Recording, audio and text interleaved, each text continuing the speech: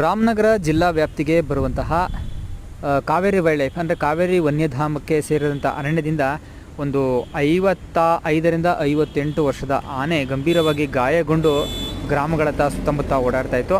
ಅದನ್ನು ಕಾಡಿಗಟ್ಟುವಂಥ ಪ್ರಯತ್ನವನ್ನು ಮಾಡಿದಂಥ ಸಂದರ್ಭದಲ್ಲಿ ಕಾಡಾನೆಗಳ ದಾಳಿಯಿಂದಾಗಿ ಆ ಆನೆಯ ಹಿಂಭಾಗ ಗಂಭೀರವಾಗಿ ಗಾಯಗೊಂಡಿರ್ತಕ್ಕಂಥದ್ದು ದೃಶ್ಯ ಕಂಡುಬಂತು.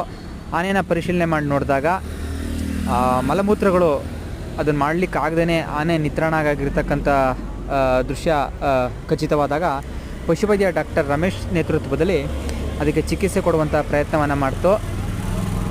ಈ ಆನೆಗೆ ಅರವಳಿಕೆ ಮದ್ದನ್ನು ಕೊಟ್ಟು ಅಲ್ಲಿಯೇ ಅದನ್ನು ಮರಕ್ಕೆ ಕಟ್ಟಿ ಹಾಕಿ ಸಾಕಾನೆಗಳ ನೆರವಿನಿಂದ ಅಲ್ಲಿ ಸುಮಾರು ಒಂದು 3 ಬಕೆಟಷ್ಟು ಲದ್ದಿ ಕಟ್ಕೊಂಡು ಒಣಗೋಗಿತ್ತು. ಅದನ್ನು ತೆಗೆದು ಚಿಕಿತ್ಸೆಯನ್ನು ನೀಡಿ ಔಷಧಿಯನ್ನು ಕೊಟ್ಟು ಕಾಡಿಗೆ ಯಶಸ್ವಿಯಾಗಿ ಅಟ್ಲಾಯಿತು.